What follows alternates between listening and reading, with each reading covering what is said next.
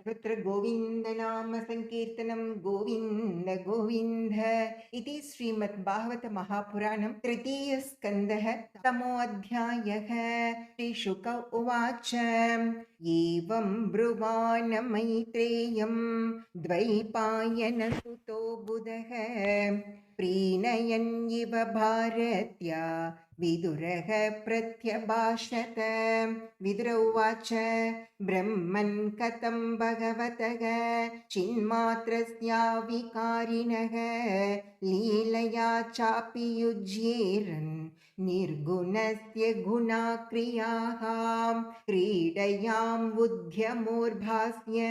कामश्चिक्रीडिशान्यतः स्वस्थस्तृप्तस्य च कथं निवृत्तस्य सदान्यतः अस्राक्षीद् भगवान् विश्वं गुणमय्यात्ममायया तया संस्थापयत्येतद् भूयः प्रत्यपितास्यति। देशतः कालतो योऽसौ अवस्थातस्वतोऽन्यतः अविलुप्तावबोधात्मा सयुज्येता जया कथं भगवान् एक एवैष सर्वक्षेत्रेष्वस्थितः अमुष्य दुर्ग भगवतं वा क्लेशो वा कर्मभिः कुतः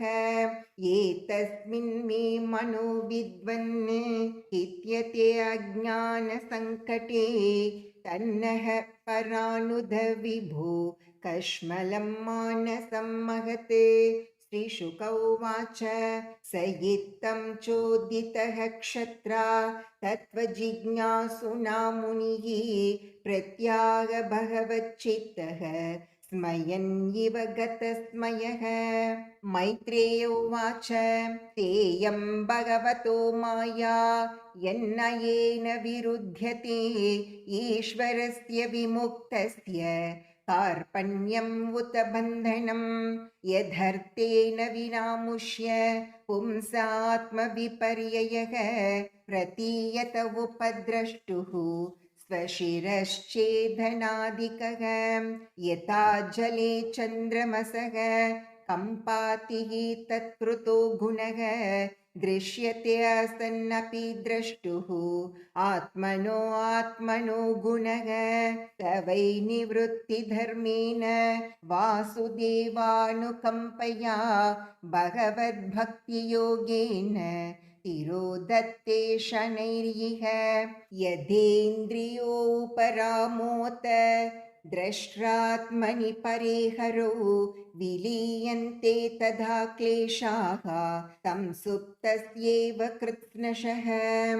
अशेषसङ्क्लेशशमं विदत्ते गुणानुवादश्रवणं मुरारेः कुतः पुनस्तच्चरणारविन्द परागसेवारतिरात्मलब्धा। विदुर उवाच तं छिन्नः संशयो मह्यं तव सूक्तास्तिना विभो उभयत्रापि भगवन् मनो मे सम्प्रधावति साध्वेतद्व्याहृतं विद्वन् आत्ममायायनं हरेः आभात्य पार्थं निर्मूलं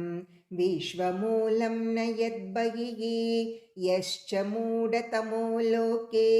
यश्च बुद्धेः परं गतः तावुभौ सुखं येधेति क्लिश्यत् यन्त्रितो जनः अर्थाभावं विनिश्चित्य प्रतीतस्यापि नात्मनः तां चापि युष्मच्चरण सेवयाहं परानुधे यत्सेवया भगवतः कूटस्थस्य मधुद्विषः रतिरासो भवेत् तीव्रः पादयोर्व्यसनार्दनः दुरापाहि अल्पतपसः सेवा वैकुण्ठवर्त्मसु यत्रोपगीयते नित्यं देवदेवो जनार्दनः सृष्ट्वाग्रे महदादीनि सविकाराण्यनुक्रमात् तेभ्यो विराजमुद्धृत्य तम् अनुप्राविशद्विभुः यमाहुराध्यं पुरुषं सहस्राङ्घ्रियुरुबाहुकं यत्र विश्व इमे लोकाः सविकाशं समासते यस्मिन् दशविधः प्राणः सेन्द्रियार्थेन्द्रियः त्रिवृत् त्वयेरितो यतो वर्णाः द्विभूतिर्वदस्वनः यत्र पुत्रैश्च पौत्रैश्च नप्तृभिः सह गोत्रजैः प्रजा विचित्राकृतयः आसन्याभिर्यिदं ततं प्रजापतीनां सपतिः चक्लुपे कान् प्रजापतीन् सर्गांश्चैवानुसर्गांश्च मनुन्मन्वन्तरादिपान् एतेषामपि वंशांश्च वंशानुचरितानि च उपर्यदश्च ये लोकाः भूमिर्मित्रात्मजासते तेषां संस्थां प्रमाणं च भूर्लोकस्य च वर्णय तिर्यङ्मानुषदेवानां सरीसृपपतत्रिणां वदनः सर्गसंव्यूहं गार्भस्वेदद्विजोद्भिदां गुणावतारैर्विश्वस्य सर्गस्थित्यप्ययाश्रयं सृजतः श्रीनिवासस्य व्याचक्ष्वोदारविक्रमं वर्णाश्रमविभागांश्च रूपशीलस्वभावतः ऋषीणां जन्मकर्मादि वेदस्य च विकर्षणं यज्ञस्य च वितानानि योगस्य च पथः प्रभो नैष्कर्म्यस्य च साङ्ख्यस्य तन्त्रं वा भगवत् स्मृतं पाखण्डपथवैषम्यं प्रतिलोमनिवेशनं जीवस्य गतयो याश्च यावतीर्गुणकर्मजाः धर्मार्थकाममोक्षाणां निमित्तान्यविरोधतः वार्ताय दण्डनीतेश्च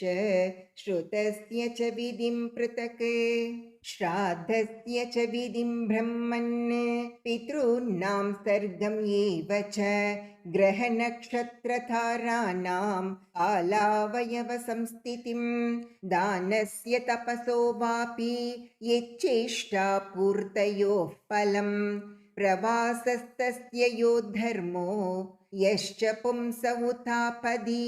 येन वा भगवान् तुष्येद् धर्मयोनिर्जनार्दनः सम्प्रसीदति वा येषां एतत् आख्याहि चानघ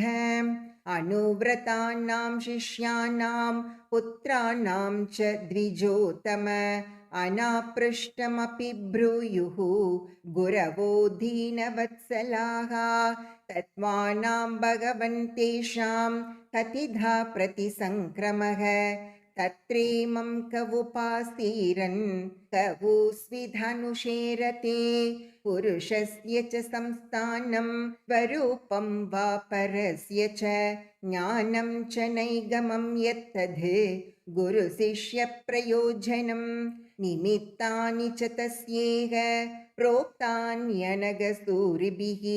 स्वतो ज्ञानं कुतः पुंसां भक्तिर्वैराग्यम् एव वा एतान्मे पृच्छतः प्रश्नान् हरेः कर्म विवित्सया ब्रूहि मे अज्ञस्य मित्रत्वाद् अजया नष्टचक्षुषः सर्वे वेदाश्च यज्ञाश्च तपोधानानि चानघ जीवाभयप्रधानस्य न कुर्वीरन् कलामपि श्रीशुक उवाच स इत्थम् आपृष्टपुराणकल्पः कुरुप्रधान्येन मुनिप्रधानः प्रवृद्धहर्षो भगवत्कथायां सञ्चोदितस्तं प्रहसन्निवाह ॐ इति श्रीमद्भागवतमहापुराणे पारमहंस्यां संहितायां तृतीयस्कन्धे सप्तमोऽध्यायः। सर्वत्र गोविन्दनामसङ्कीर्तनं गोविन्दा गोविन्दा।